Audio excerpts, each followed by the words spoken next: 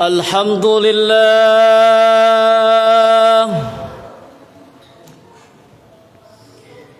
الحمد لله الذي أنعم علينا بنعمة الإيمان والإسلام وبنعمة العبادة والتقوى. أشهد أن لا إله إلا الله وحده لا شريك له وأشهد أن سيدنا ونبينا محمدا عبده ورسوله لا نبي بعده.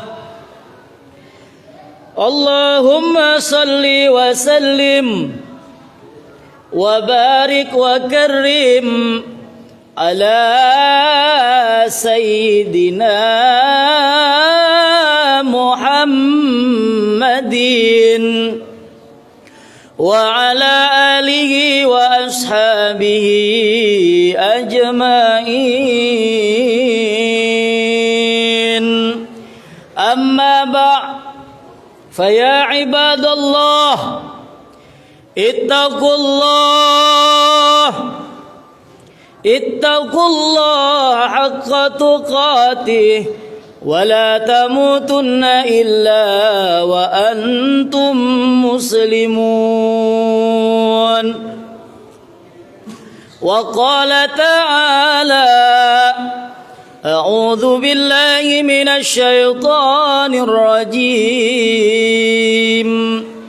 بسم الله الرحمن الرحيم وما خلقت الجن والإنس إلا ليعبدون.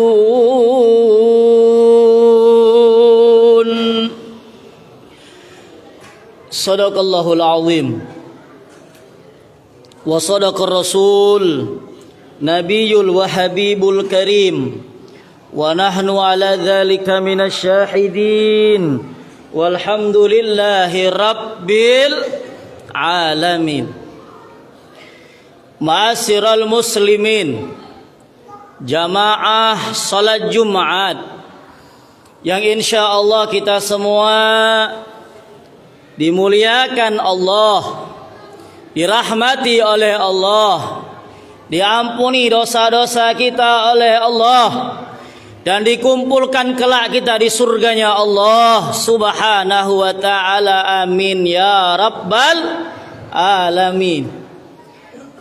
Selalu di dalam mengawali khutbah, khatib senantiasa berwasiat khusus buat diri khatib sendiri dan umumnya buat kita semua hadirin jemaah salat Jumat. Ikhwani rahimani rahimakumullah, marilah kita senantiasa selalu bertakwa kepada Allah.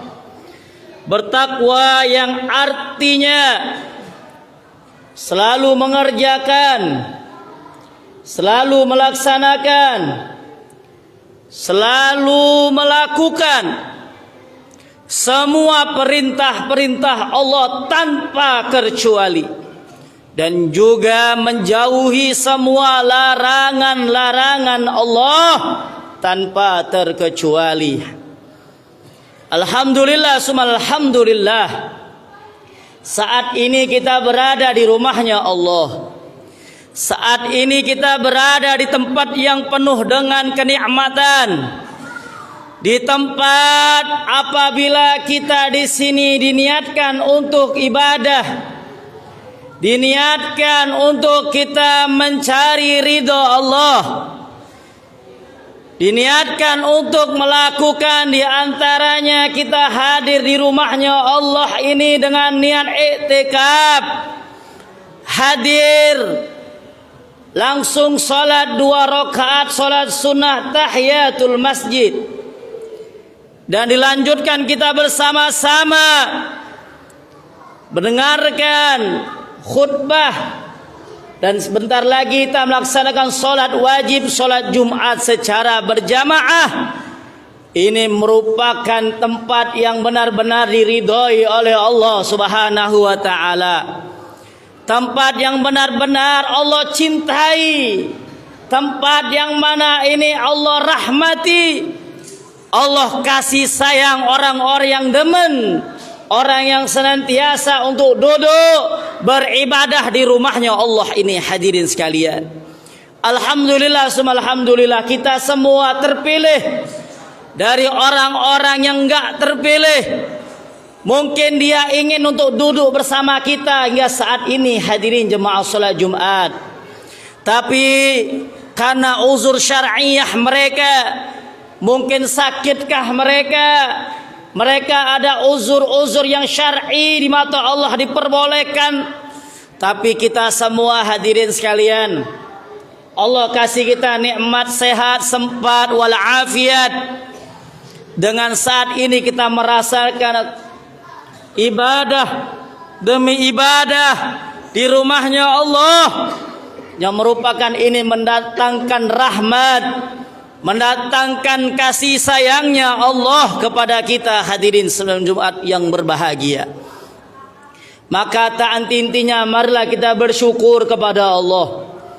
Alhamdulillah, kita telah memasuki di hari yang ke-14 di bulan Syawal, di bulan yang penuh dengan keberkatan, bulan yang penuh dengan kemuliaan-kemuliaan dari Allah. Di antaranya bulan Syawal ini, hadirin sekalian, dikatakan oleh ulama-ulama kita, yang kita tahu al-ulama warasatul anbiya, ulama pewarisnya para nabi-nabinya Allah, pewarisnya, penggantinya para rasul-rasulnya Allah. Maka dari itu kita ikuti apa kata ulama-ulama kita. Dikatakan oleh Imam Syafi'i rahimahullah ta'ala, beliau mengatakan perkataan ulama merupakan dalil, perkataan ulama merupakan sumber yang bisa kita ikuti, hadirin sekalian. Selain yang pertama Al-Quran dan juga hadis, yang selanjutnya adalah perkataan ulama. Memang ulama di sini juga kita harus pilih-pilih. Tidak basing-basing kita mencantumkan ini kiai ulama, ini ustadz ulama, ini muballigh ulama, ini orang menyampaikan nasihat ulama, betul. Tapi harus juga kita pilih-pilih tentang ulama, hadirin sekalian. Dikatakan oleh Rasul sallallahu alaihi wasallam, di akhir zaman nanti banyak orang-orang mengatakan dirinya ulama, tapi mereka bukan ulama. Mereka mengatakan seorang yang alim, orang yang banyak ilmunya, orang yang banyak ibadahnya, orang yang banyak dengan memberikan nasihat-nasihat mutiara-mutiara hikmahnya.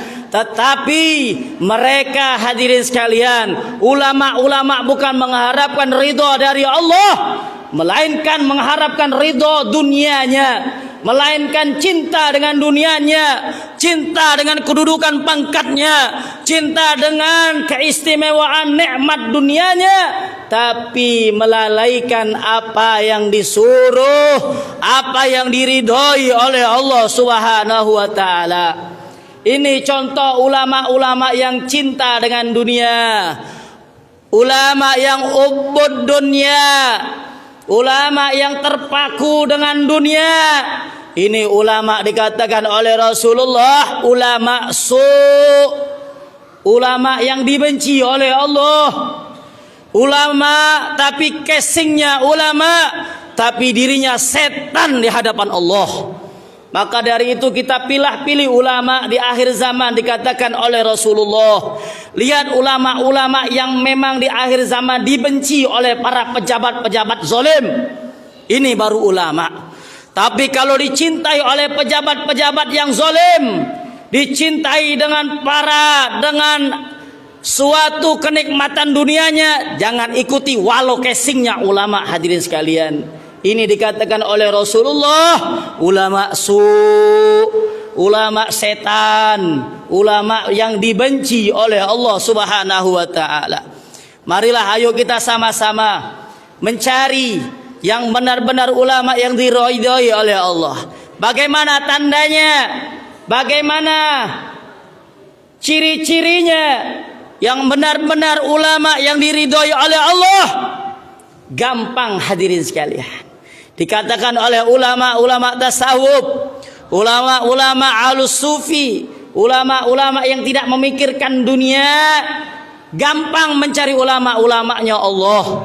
Di antaranya dia memang benar-benar karena Allah. Dia tidak patuh dengan dunia, tidak cinta dengan dunia, tidak takut jabatannya hilang, tidak takut dengan pangkatnya hilang, tidak takut hartanya habis. Inilah tanda-tanda ulama yang dicintai oleh Allah, ulama-ulama yang disayangi oleh Allah. Maka dari itu kita ikuti ulama-ulama macam ini hadirin sekalian. Ulama-ulama yang mencari dunia hanya karena Allah, mempersatukan antar umat, ini ulamanya Allah. Kalau ada ulama yang memperpecah belah umat, ulama yang suka mencari kebenaran dirinya sendiri, menyalahkan satu sama lain, mengatakan sana bid'ah, sini bid'ah, sana haram, sini haram, ini ulama su juga hadirin sekalian. Ulama yang hanya mereka saja yang masuk surga, tetapi dikatakan oleh Allah semua masuk surga tanpa terkecuali kalau yang mau. Tapi kalau ada ulama menyatakan dirinya ikutan dia yang paling akan masuk surga, semua ajaran bid'ah, semua ajaran haram, hati-hati juga ini ulama-ulama macam ini. Jangan diikuti ulama-ulama macam ini hadirin sekalian. Ini ulama bahlul, ulama yang bodoh, ulama yang memang dia sok punya kunci surga saja hadirin sekalian. Tapi kita tahu Allah Maha yang memberikan surga.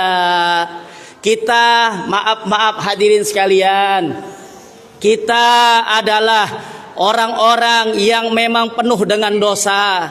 Ibadah kita tidak banyak, ibadah kita sedikit, tetapi kita tidak tahu hak yang memberikan surga hanyalah Allah. Yang memberikan surga hanyalah Allah. Tidak ada lain melainkan Allah yang memberikan surga untuk kita. Maka dari itu jangan sampai kita berbuat yang sombong, merasa angkuh, merasa diri paling hebat, merasa diri paling benar.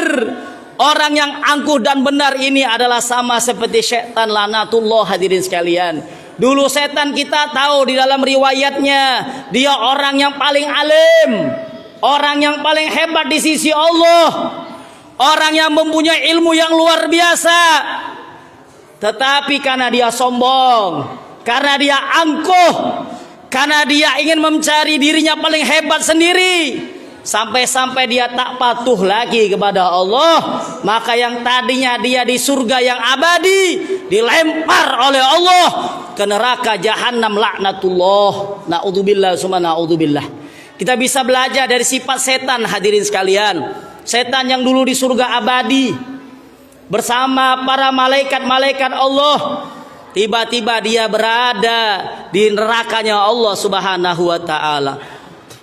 Maka dari itu jangan sampai kita mengikuti sifat sama dengan iblis, sama dengan setan. Karena orang yang sombong, orang yang angkuh dirinya paling hebat, itu sifat dari iblis dan setan. Hadirin jemaah salat Jumat rahimani rahimakumullah. Alhamdulillah bulan Syawal kita telah bersama-sama melewati di bulan Ramadan tahun bulan kemarin. 1 bulan full kita beribadah kepada Allah. Kita menjaga hawa nafsu kita. Kita menjaga diri kita dari yang dilarang oleh Allah. Tetapi sekarang introspeksi buat kita, muhasabah buat kita hadirin sekalian, wabil khusus buat khatib sendiri yang sedang berbicara pada siang hari ini. Introspeksi buat kita yang kemarin Ramadan kita selalu beribadah kepada Allah. Tak lepas kita selalu sholat Jumat di masjidnya Allah. Tak lepas berjamaah sholat 5 waktu di rumahnya Allah. selalu membuka Al-Quran sampai dengan khotam, bahkan lebih dari 1 kali kita khotam. Berpuasa dengan memperbanyak zikir kepada Allah, selalu berinfak sedekah kepada Allah, selalu berbuat baik sesama kita antar manusia. Tetapi pertanyaannya sekarang hadirin sekalian, bulan Syawal 14 hari Allah berikan kita panjang umur hingga saat ini. Apakah bulan Syawal ini sama dengan kita kemarin di bulan Ramadan?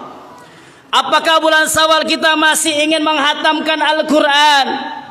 Apakah di bulan Syawal ini kita masih memakmurkan masjid-masjid, selalu berjamaah, selalu mengambil berkah berjamaah, mengambil pahala yang besar di sisi Allah? Ramadan kemarin kita selalu berbuat baik, selalu mengerjakan kebaikan kepada Allah. Sekarang Syawal 14 hari sudah kita lewatkan hadirin sekalian. Apakah 14 hari ini kita sudah berbuat baik sama seperti Ramadan tahun kemarin? Sama seperti Ramadan bulan kemarin? Introspeksi buat kita semua hadirin sekalian. Jangan kita bangga Ramadan lewat tapi kita lewat juga ibadah kepada Allah. Jangan Ramadan kita kemarin tak lepas ibadah kepada Allah, tetapi Syawal ini naudzubillah summa naudzubillah kita kembali maksiat kepada Allah. Quran tidak pernah kita buka, kita taruh di tempatnya, naudzubillah summa naudzubillah. Kita kembali dengan jati diri kita yang sengak, yang sombong, yang ujub. Naudzubillah summa naudzubillah. Mana pelajaran dari Ramadan kita bulan kemarin hadirin sekalian? Ini introspeksi buat kita semua, muhasabah buat diri kita semua. Sudah sampai mana 14 hari ini kita realisasikan Ramadan untuk kehidupan kita? Kalau masih seperti sebelum kita datang Ramadan, naudzubillah min dzalik, berarti kita belum dikatakan orang-orang yang menang. Karena hari raya adalah hari yang menang. Berarti kita belum orang-orang yang tergolong orang-orang yang menang, melainkan orang-orang yang masih ingin ikut menang hadirin sekalian. Hadirin jemaah salat Jumat rahimani rahimakumullah. Bulan Syawal juga adalah bulan kita bentuk kunci takwa kepada Allah. Kalau memang kita berhasil di bulan Syawal, berarti hakikatnya Ramadan kita berhasil. Tetapi kalau di bulan Ramadan, di bulan Syawal ini kita tak berhasil dalam takwa kepada Allah, maka Ramadan kita kemarin sama seperti tahun-tahun sebelumnya. Hanya sekedar ikut-ikutan ibadah, hanya sekadar takut sesaat 1 bulan kepada Allah, tidak mendapatkan rasa didikan di bulan Ramadan. Hadirin jemaah salat Jumat rahimani ikhwani rahimakumullah. Semoga Allah Subhanahu wa taala selalu memberikan kita kekuatan. Semoga Allah Subhanahu wa taala senantiasa kelak memberikan kita kekuatan untuk melaksanakan kita di dalam hidup selanjutnya. Berkah Ramadan yang mungkin kita telah berhasil. Ramadan kemarin kita berhasil dengan kita laksanakan di bulan Syawal ini dengan berhasil. Kita minta kepada Allah senantiasa kekuatan demi kekuatan untuk senantiasa beribadah demi ibadah kepada Allah Subhanahu wa taala.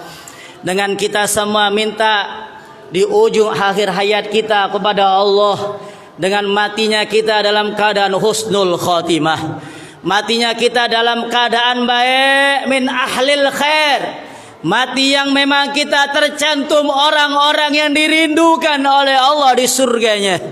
Orang-orang nanti berada bersama Nabi Yuna Muhammad sallallahu alaihi wasallam di surganya Allah bersama dengan Nabi Yuna Muhammad sallallahu alaihi wasallam.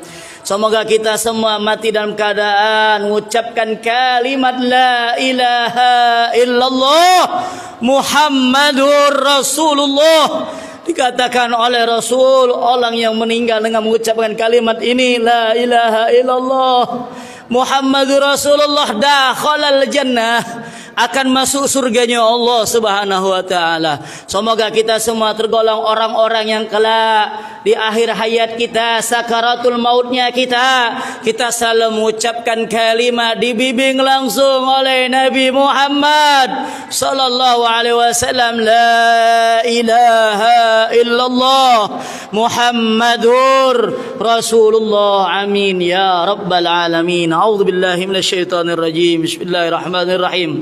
Wal 'asri innal insana lafi khusrin illa alladhina amanu wa 'amilus solihat wa tawassaw bil haqq wa tawassaw bis sabr. Barakallahu lakum fil Qur'anil 'azim. ونفعني وإياكم بما فيه من الآيات وذكر الحكيم. أقول قولي هذا فاستغفر لي ولكم ولسائر المسلمين والمسلمات والمؤمنين والمؤمنات فاستغفروه إنه هو الغفور الرحيم. اللهم صل على سيدنا محمد وعلى آل سيدنا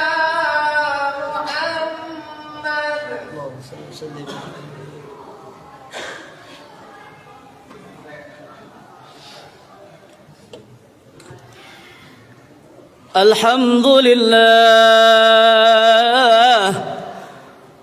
لله الذي أرسل رسوله بالهدى ودين الحق ليظهره على الدين كله وكفى بالله شهيدا. أشهد أن لا إله إلا الله وأشهد أن سيدنا محمد رسول الله. اللهم صل وسلم على سيدنا محمد وعلى آله وأصحابه أجمعين. أما بعد فيا عباد الله اتقوا الله حق تقاته ولا تموتن إلا وأنتم مسلمون. وقال تعالى إن الله وملائكته يصلون على النبي يا أيها الذين آمنوا صلوا عليه وسلموا تسليما. اللهم صل وسلم على سيدنا محمد وعلى آله وأصحابه أجمعين. اللهم اغفر للمؤمنين والمؤمنات والمسلمين والمسلمات الأحياء منهم والأموات. اللهم اغفر لأمة سيدنا محمد. اللهم ارحم أمة سيدنا محمد. اللهم انصر أمة سيدنا محمد. اللهم سلمنا والمسلمين. اللهم احفظنا والمسلمين. اللهم أهلك الكفارة واليهود والمشركين والمنافقين. ربنا آتنا في الدنيا حسنة وفي الآخرة حسنة وقنا عذاب النار. عباد الله إن الله يأمر بالعدل والإحسان وإيتاء ذي القربى وينهى عن الفحشاء والمنكر والبغي يعظكم لعلكم تذكرون. ولذكر الله أكبر والله يعلم ما تصنعون. أقيم الصلاة.